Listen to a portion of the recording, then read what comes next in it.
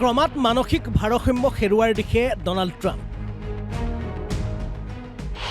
এবাৰ নাটো ৰাষ্ট্ৰক ট্ৰাম্পৰ ভাবুকি। ইৰাণৰ বিৰুদ্ধে আমেৰিকাক সহায় নকৰিলে পৰিণাম ভুগিব নাটো ৰাষ্ট্ৰই। পাছে ট্ৰাম্পৰ ভাবুকি কেৰেপ নকৰি নিতাল নিশ্চুপ নাটো ৰাষ্ট্ৰ। হয়, ইৰাণৰ বিৰুদ্ধে যুদ্ধ আৰম্ভ কৰি ক্ৰমাৎ অসহায় হৈ পৰিছে শক্তিশালী আমেৰিকাৰ শক্তিশালী ৰাষ্ট্ৰপতি Donald Trump. Japan, France, Italy, দক্ষিণ কোৰিয়াৰ পৰা কোনো সঁহাৰি লাভ নকৰি এইবাৰ ট্ৰাম্পে ব্যৱহাৰ কৰিলে অন্তিম অস্ত্ৰ নাটো, নৰ্থ আটলাণ্টিক ট্ৰিটি অৰ্গেনাইজেশ্যন, চমুকৈ নাটো। দ্বিতীয় বিশ্বযুদ্ধৰ পাছতেই সেই সময়ৰ USSR তথা বৰ্তমানৰ ৰাছিয়াৰ আগ্ৰাসনৰ পৰা ইউৰোপক ৰক্ষা কৰিবলৈ আমেৰিকাৰ প্ৰচেষ্টাত গঠন হৈছিল নাটো।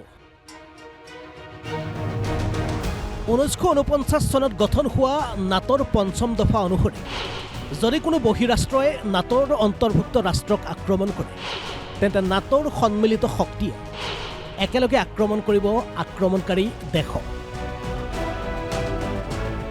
পাছে নাটো গঠন হোৱাৰে পৰা যদি কোনো ৰাষ্ট্ৰই সৰ্বাধিক নাটো শক্তিক নিজৰ স্বাৰ্থত ব্যৱহাৰ কৰিছে সেয়া হৈছে কেৱল আমেৰিকা।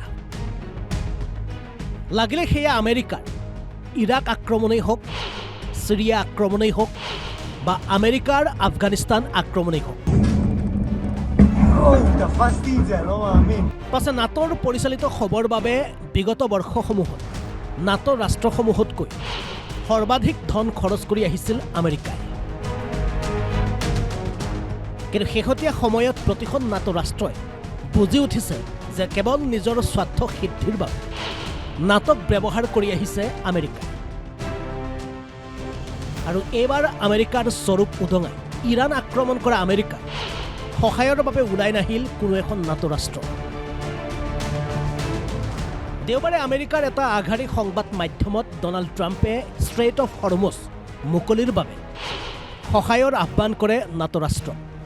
সমান্তৰালভাৱে একেটা মন্তব্যত নাটো ৰাষ্ট্ৰই সহায় নকৰিলে নাটো ৰাষ্ট্ৰক পৰিণাম ভোগাৰ ভাবুকি দিলে ডনাল্ড ট্ৰাম্পে। পাছে আমেৰিকাৰ বাবে নাটোৰ সহায় আহক বা নাহক, কিন্তু এটা বিষয় স্পষ্ট হৈ পৰিছে যে ইৰাণ আক্ৰমণ কৰি মহাসংকটত সোমাই পৰিছে Donald Trump. International desk report, Assam live 24 NB news.